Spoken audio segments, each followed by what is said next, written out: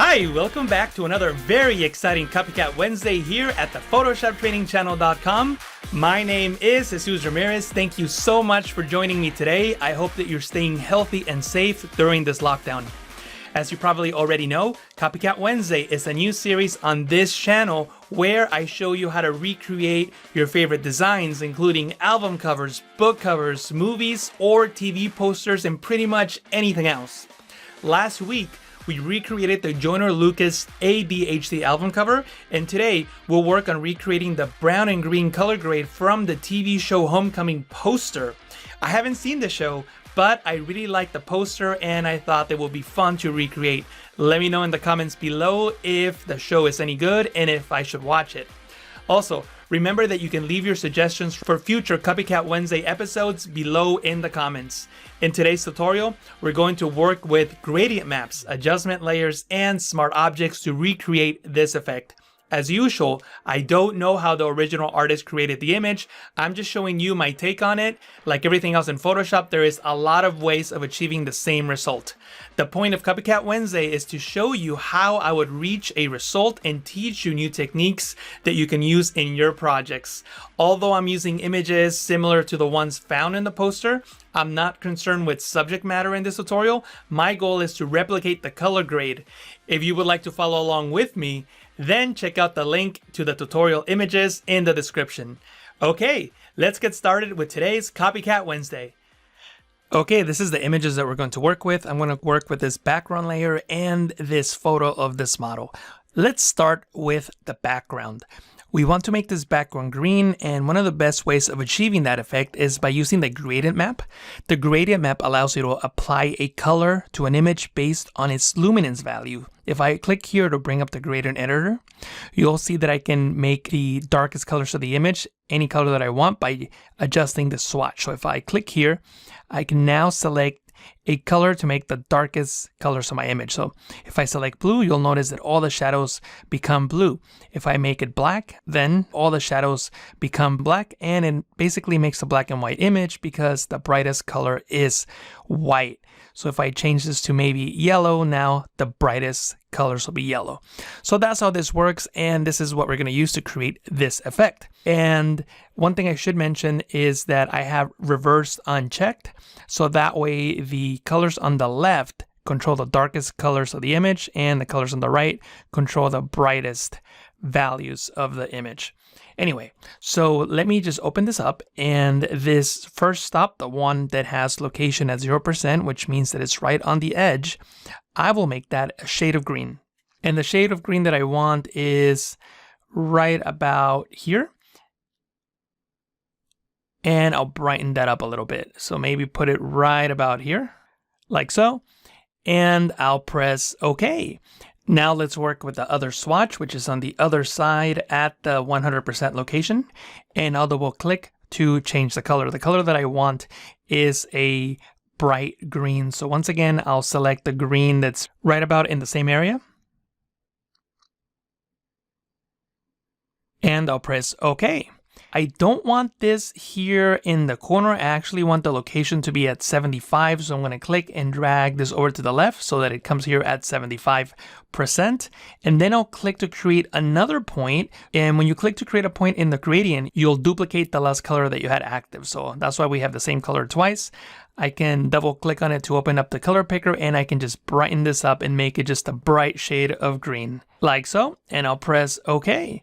I'll press OK one more time, and this is my resulting image. You can always adjust how the image is affected by the gradient map by creating a levels adjustment layer and then just adjusting the brightness of the image so that it gives you a different result. What I'm doing here is just creating more contrast, and maybe I'll brighten up some pixels here and click and drag on this point as well to the left so that no pixel is completely white, it's just off white. So before and after. It's a subtle effect, but I think it works. It brightens the background here. Next, what I'm going to do is make sure that I have the brush tool active, my foreground color set to white, and a hardness of 0% to paint with a soft brush. Then click on the new layer icon to create a new layer, and click once in the center to create this highlight, and I'll call this layer Highlight. Next, I'm going to blur the background a little bit, so I'll select the background layer. It's already a smart object because it's a cloud element from Adobe Stock. If your image is not a smart object, you can right-click and select Convert to Smart Object. In this case, I don't need to do that, but if your image is not a smart object, I recommend that you turn it into a smart object so that you can work non-destructively. That means that you can always come back and make edits to your adjustments. I'm going to apply a filter now. I'm going to go into the filter menu and select Blur, Gaussian Blur. And I'm just going to adjust the filter to about 3 pixels so that we get a blurry background. I'll press OK, and that's my result. If I click on this down pointing arrow, you can see the before and the after. It just blurs the image a little bit, and that's what we want. So I'm going to select this background layer, hold Shift, click on the layer on top, and press Control G, Command G on the Mac to put that into a group, and I'll call this group Background. So this is going to be our background layer, and to keep things organized, I can right click and give it a color, and I'll select green. So now we have this green group here. So now let's work with the model layer. You can click on the tab to open up your second image, and what I need to do is extract her from her background. The easiest way to do that in the latest version of Photoshop is to use the Remove Background feature under Quick Actions in the Properties panel. If you don't have the Properties panel enabled, you can go into Window and Properties. Make sure that your layer is not locked. If the layer is locked, you can click on the lock to remove it, and then you'll see the Remove Background Actions button. And you can click on that to make a selection and a layer mask just with one button that gets rid of the background. This quick action uses Adobe Sensei, which is artificial intelligence, machine learning technology that finds the edges of your main subject, and it creates a mask based on those edges.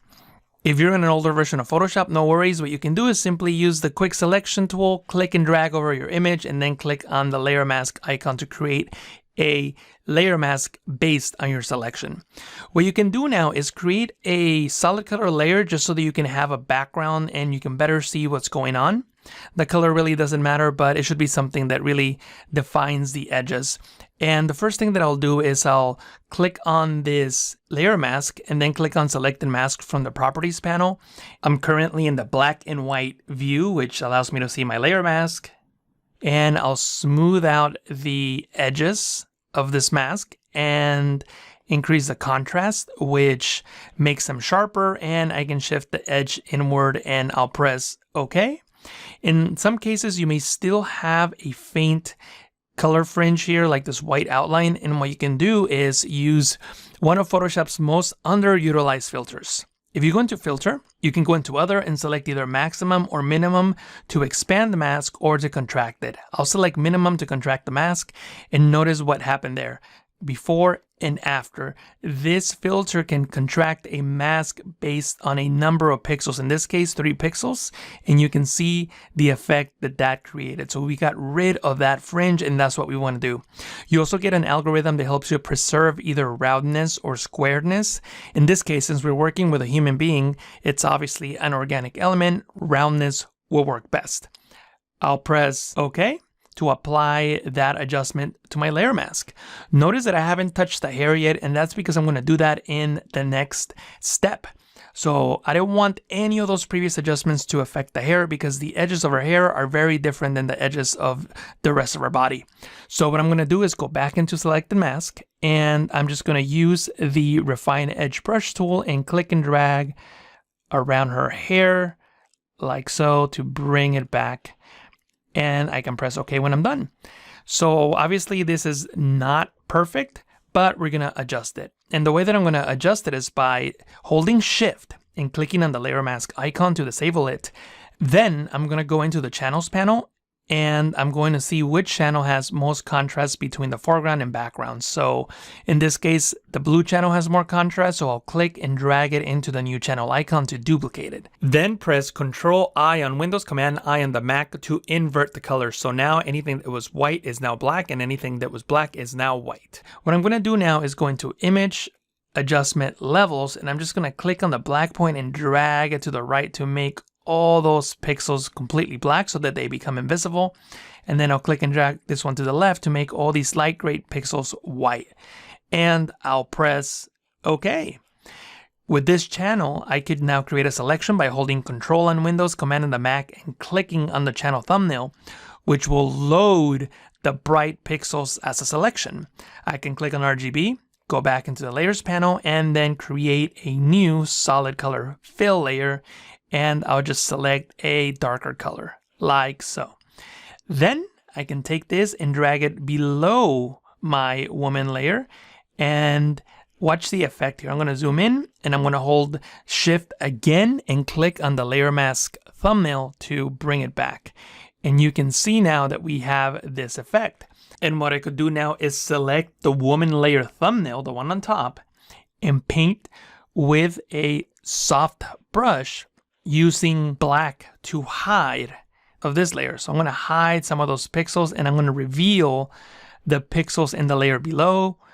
And I don't have to be perfect because remember, I'm going to apply a color effect to this image. So you might be able to get away with a lot of these details that don't look right. So totally up to you if you want to spend more time and fine tune it like so. And what I'm going to do now is come back into this color fill layer, create a group, place that fill in there so that I can create a layer mask and then paint with black to hide these edges. And the reason that I'm doing this is so that I can have the flexibility of bringing some of these pixels back if for whatever reason I need them. I probably won't in this case, but you always want to try to work non-destructively. So this looks pretty good. And what I'm going to do now is disable and enable this layer, and maybe I'll change the color to something that's more similar to the colors found on her hair. So you can just click and drag and find something that's appropriate, and you can press OK when you're done. What I'm going to do now is disable this layer, hold Shift, click on the layer on top so that both are selected, and I'll right click and convert it into a smart object. Now that I have a smart object, I can click and drag it with the Move tool onto our tab with the background, drag over it, and then release. And notice that Photoshop brings it in as a smart object, and I can now continue working on it in this image. If you need to, you can scale your image. In this case, I don't think I need to scale her. I actually like the size that she's at, and I'm just going to bring it down a little bit. What I'm going to do now is create a gradient map over her. So I'm going to go into the new adjustment layer icon and select gradient map, but I need to make sure that I clip it to the layer below so that this layer, the gradient map, only affects the woman layer. A clipping mask simply means that the layer below will control the visibility of the layer on top. So the active pixels of the layer below will control the pixels on the layer on top. I can come into the gradient editor and apply a gradient. So I'm going to start with this gradient that is at 0%. And I'm going to open it up, and I'm just going to select a dark brown color. And I'll press OK. Next, I'm going to create another swatch here at 50%. Then I'll double click on it to open it, and I will make it a brown color. So I'm just going to click and drag this up, and I'll press OK. And now I'm going to work with this one here on the edge, and I'll just make it white like so. I think that the transition here is not working, so what I'll do is I'll click here to add another swatch, and I'll edit that, and I'll make it a light brown. Like that one there, and I'll press OK. That's looking much, much better, and I'll press OK one more time. One thing that I'm going to do is zoom into her eyes, because in the original image, her eyes actually didn't have this effect applied to them. And also her teeth. This photo doesn't have any teeth, so I don't have to worry about that. But I do have to worry about the eyes. So with the brush tool active, I'm going to paint with black on this gradient map layer mask to reveal the original color. So that brings back the white on her eye. And it doesn't have this brown effect. Like so. I'll double click on the hand tool to fit the image to screen, and you can see our resulting effect.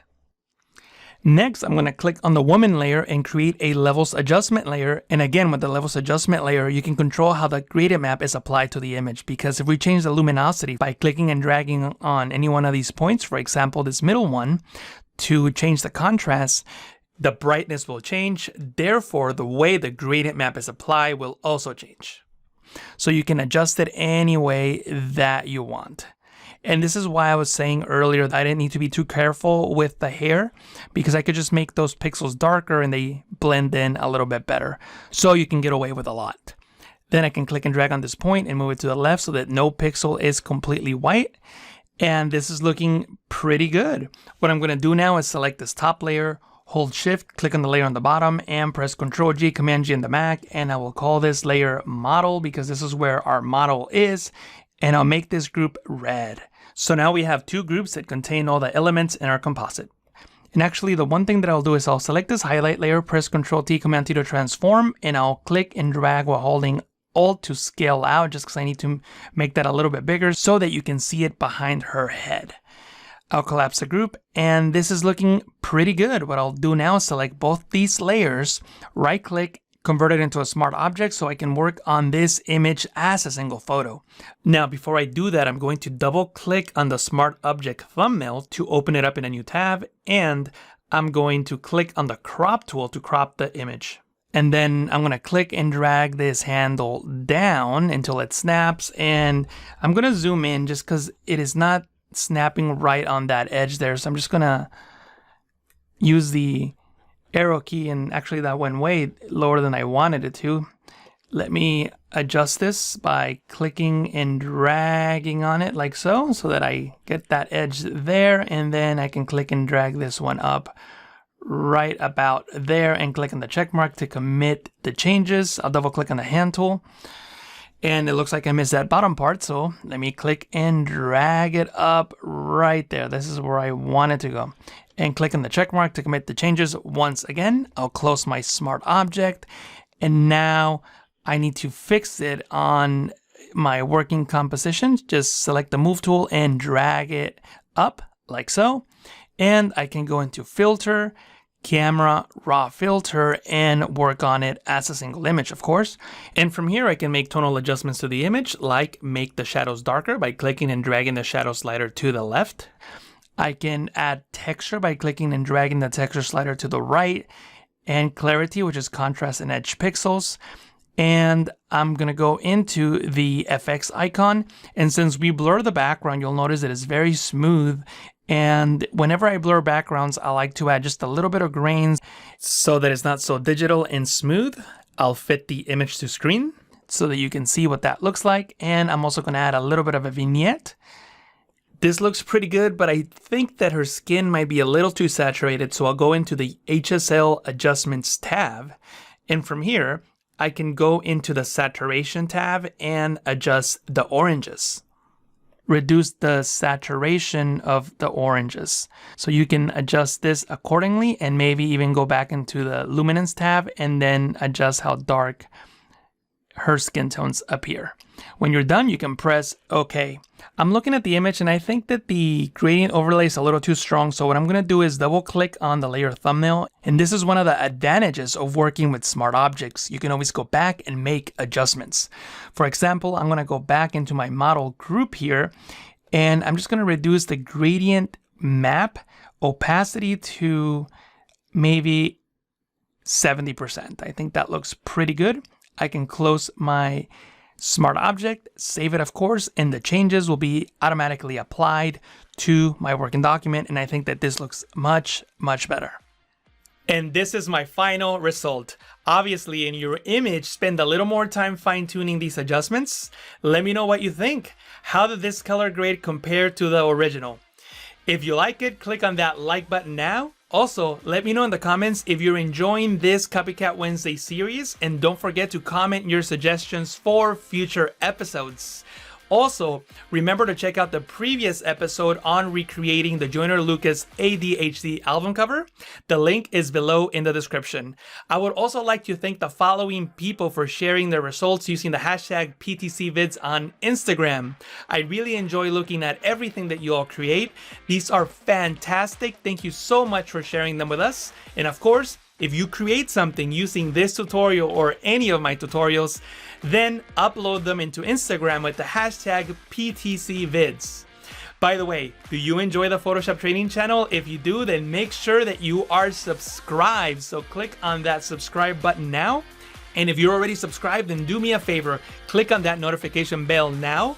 Doing so really helps out the channel and it lets you know when a new tutorial is up. Thank you so much for that. Stay healthy and safe. I'll catch you again in the next Copycat Wednesday.